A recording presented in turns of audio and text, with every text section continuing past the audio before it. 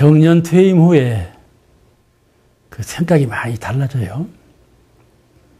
왜냐하면은 열반 시기가 돌아오지 않아요. 그런 문제가 큰 관건이고, 일을 놓고 현직 일이 없으니까 느낌이 훨씬 다른 것이죠. 일에 묶여서 막 역할하다가 일을 놓아버렸을 때 과연 유문영 공부는 무엇을 향해서 유문영 공부가 되는 건가? 그죠? 그것을 이제 자연스럽게 의식 변화가 일어나가지고 유문영 공부에도 영향을 끼치는 건데, 하나는 자성불 공부로 유문염이 공부가 바뀐다는 거예요. 자성불 본 이후 유문염 공부로.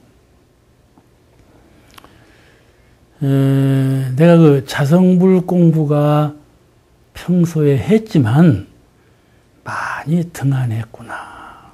그걸 아주 절실하게 느끼는 것이 정년 퇴임 후에 원론에 들어왔을 때의 첫 감상이에요. 그리고 이 안으로 생사에 대한 공포, 죽음에 대한 공포, 반야심경의 원리 전도몽상, 원리 그 공포를 멀리 예우라는 말씀 안 있어요? 그 공포심이 완전히 소멸되었다고 확신할 수가 없더라고요.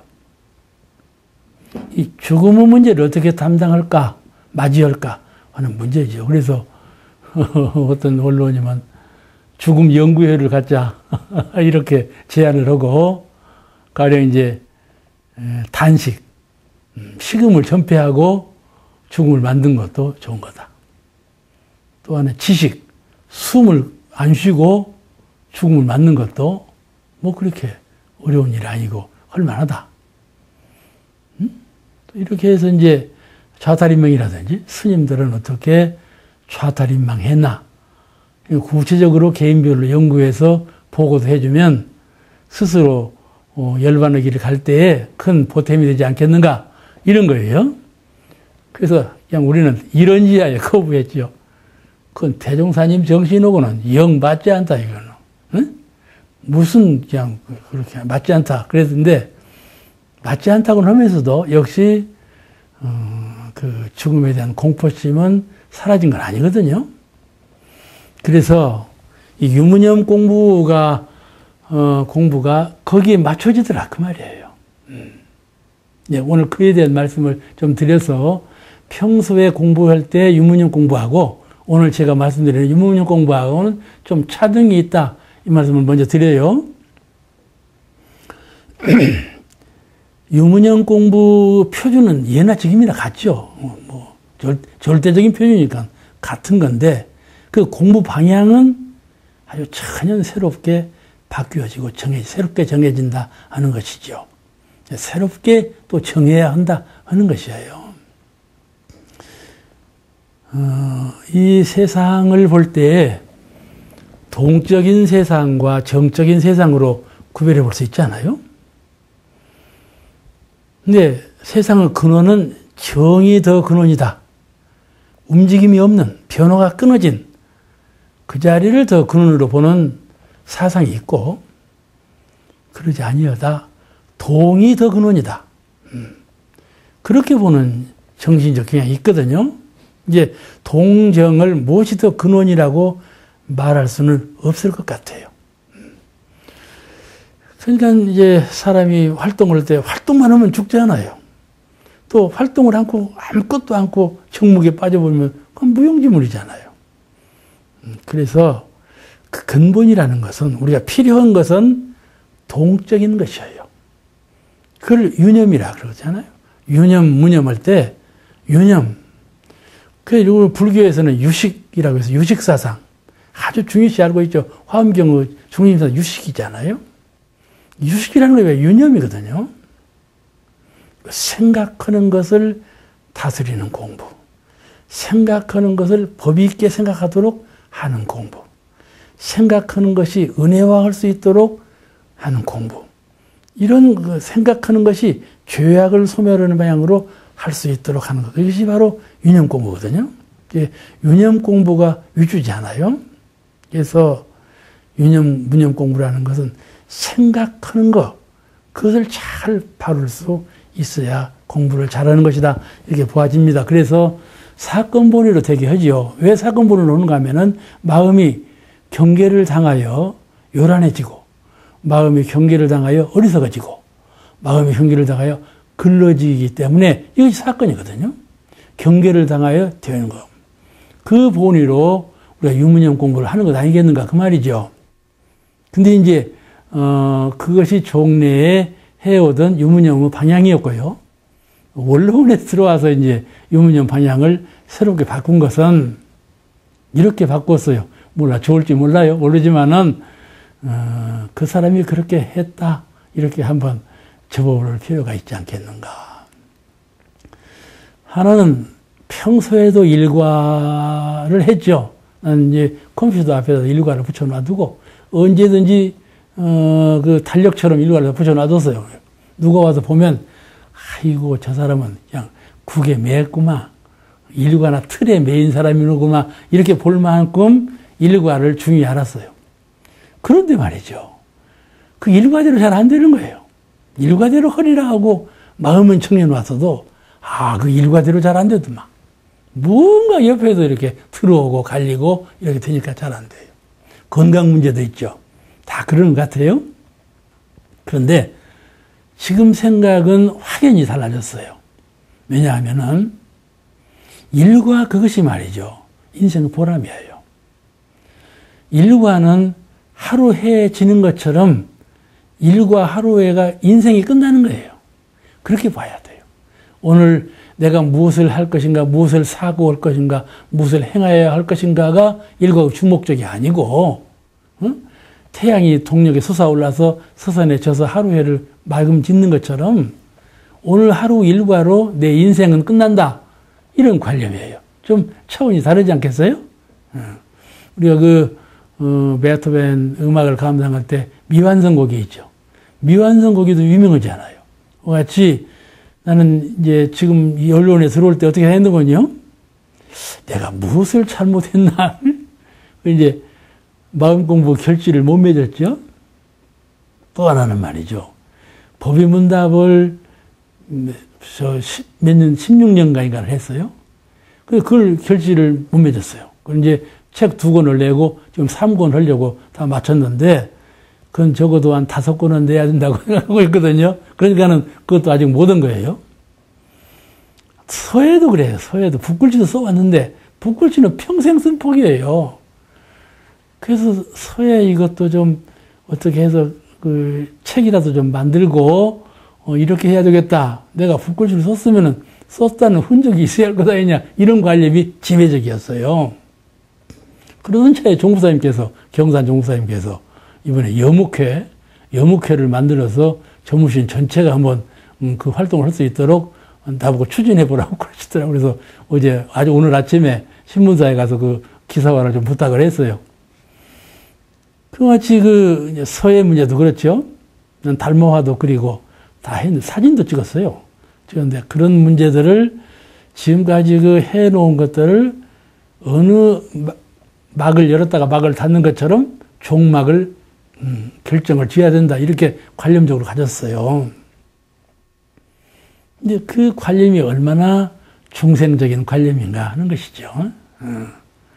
미완성이 더 훌륭한 것처럼 일과로 언제든지 중간에서 끝날 폭 잡고 그것이 중요한 것이지, 무엇을 했다고 해서 그것을 어느 한도까지 결실이라고는 그 테마 속에다 집어넣어 놓고 그걸 이루어야 되겠다는 욕망으로 사는 것은 대단히 인생을 잘못 사는 것이다. 이렇게 느낀 거예요. 그 이제 하루 일과가 그만큼 중요하다는 거죠.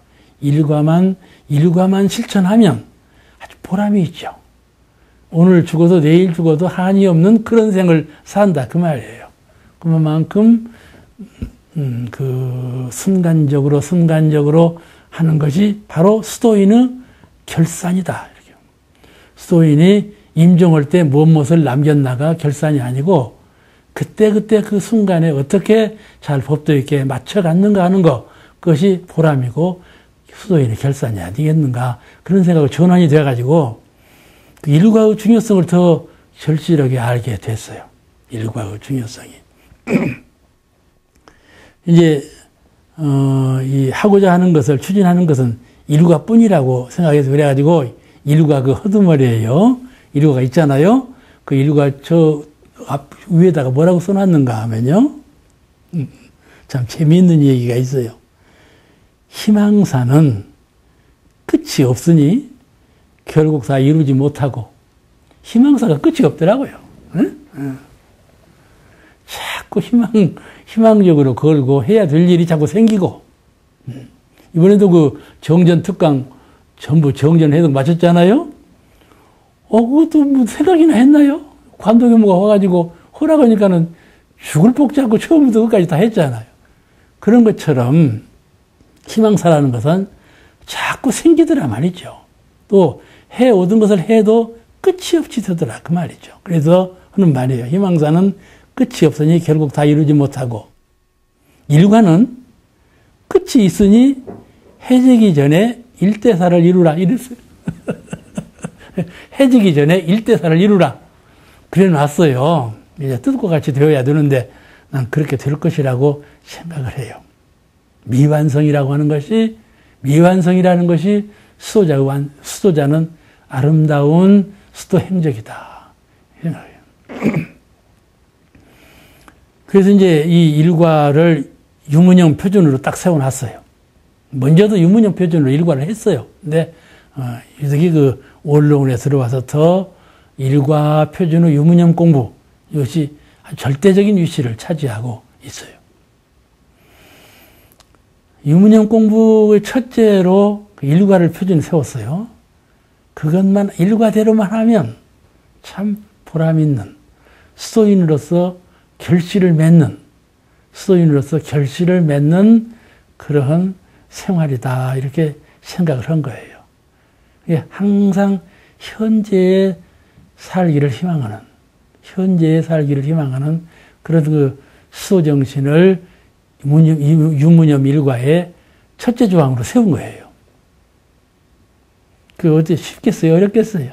나는 그것이 턱 어려운 것이고 사상적으로 발전된 사상이고, 이 평소에도 일과를 유문형 공부를 해왔지만은 일과를 내가 실천해가는 중심 사상이 기본 정신을 어디다 두고 일과를 유문형 표준으로 삼았나 하는 문제에 있어서 항상 현재를 보람으로 알고, 현재가 그것이 바로 시작이며 결실이다. 이런 그 사고로 일과 수행을 유문형 공부 기준으로 새롭게 삼았다. 그런 말씀이에요. 또 하나는요, 수양력 부족이에요. 수양력 부족을 늘 느끼는데, 이제, 등불이라는 것은 기름이 있어야 등불을 밝히는 것 아니겠어요? 기름이 없으면 무용하잖아요. 불빛이라는 건. 불빛이 있지만은 기름이 받쳐줘야 불빛이 비치는 거 아니겠어요? 근데 기름이 바로 수양력이거든요. 그래서 수양력의 부족은 그야말로 나이가 들수록 그야말로 원로원에 들어올 때 내가 열반당에 들어왔는가 보다는 느낌을 또 가졌지만은 그런 그 느낌이 있을수록 수양력의 부족을 느끼는 거죠. 젊은 도반 한 분이 아주 젊은 나이에 암으로 열반했는데 그때 아주 재능이 밝아서 영어를 잘했죠. 그때 하시는 말씀이 그래요. 제 이름을 부르면서 누구 형님, 내가 만약에 이렇게 병들어 죽을 줄 알았다면 내가 왜 영어를 했겠냐고 그런 말을 하더라고.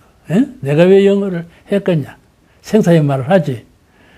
그런 영어는 얼마나 희망적인 공부 길이에요. 그러지만은, 젊은 나이에 요절할 때 그런 말을 하는 것처럼, 우리가 그런 생활의 사고의 전환, 이것이 좀 미리미리 앞당겨서, 적절하게 일해줘야 되는데, 수양의 필요성, 이건 참 절대적이죠. 예, 수양 연구 요론을 대무사님께 처음 저술할 때, 그 수양연구 요론을 철저히 읽어보면 아주 그 수양의 필요성을 참 강조하셨어요. 이게 이 세상에 이름난 사람이 얼마나 많아요? 여러 가지 분면에서 이름 얻은 사람이 많죠. 그래도 수양력 앞에서는 전부 굴복하는 거예요. 무릎을 꿇어요. 아무리 힘이 이면에서 저면에서 강자를 할지라도 수양력으로 강한 사람 앞에서는 무릎을 꿇는다. 그런 그 장점이 있지요. 그래서 수양력 부족을 퍽 느끼는데 이 수양 부족에 대한 보완하는 유문형 공부를 어떻게 나는 체를 세웠는가 하면은 자성불 공부가 너무 약했다 하는 것이에요. 너무 그 진리적 방향으로 너무 연마의 실마리를 방향을 체를 잡은 거 이런 것이 안으로 자성불 공부에는 결과적으로 상반적으로 벅등한이 한 점이 아주 유편하게 드러나죠. 나이가 들고 정년퇴임이 돼서 일이 누워져 버리고 그야말로 대자유인이 돼서 생각나는 것은 자성불 공부가 너무 약하구나. 이것이 제일 간절히 느껴지는 거예요. 그래서 자성불을 유념. 왜냐하면 말이죠. 눈으로 보고 귀로 듣고 입으로 말하고 몸으로 행하는 것에 대해서 유문유문 공부를 하잖아요. 정신으로 생각하고 앉는 것에 대해서 유문유문 공부를 하잖아요. 그런데 이런 그 부분적으로 전부 절제를 하고 하고자 하는 희망사항들을 유념을 정해서 하지만 그런 것이 다르게 다 잘 되는 것도 아니고 너무 가지가 많은 거예요. 그런데 말이죠. 이 자성불을 챙기고 못 챙기고 이것만 딱 잡으면 말이죠. 이게 별이줄이거든. 금으로 별이에요. 이 자성불을 챙기면 모두 챙겨지는 것인데 구차스럽게 이렇게 사건별로 유념, 무념하는 것은 참 정신살라는 일이다. 이제 이 유념, 무념 공부는 훈련을 쌓으면 쌓을수록 간단해지고 쉬워지고 간편해지죠. 그래서 단련될수록 유무념이 철저하게 잘 되는 것이지만은 결정적인 것은 자성불 하나에 다 돌아오기 때문에 자성불에 대한 유념. 그러니까 성품자리를 오득했을 때, 그러죠? 그냥 견성은 완전한 견성은 못했을지라도 성품을 보았을 때, 성품의 체를 잡았을 때, 이때 마음 공부, 유무념 공부 표준은 자성불에 있다. 자성불을 잘 챙기는 공부. 못 챙기느냐 챙기느냐에 따라서 모든 것이 달라지느냐 걸러지느냐 다 달라지는 것이니까는 그것으로 유무념 공부를 잡는데 이제 숫자로는 나는 안 적어요. 늘 까맣건 거예요. 그랬냐고. 그랬냐고. 방심했다가 새롭게 마음을 챙기고 그러잖아요.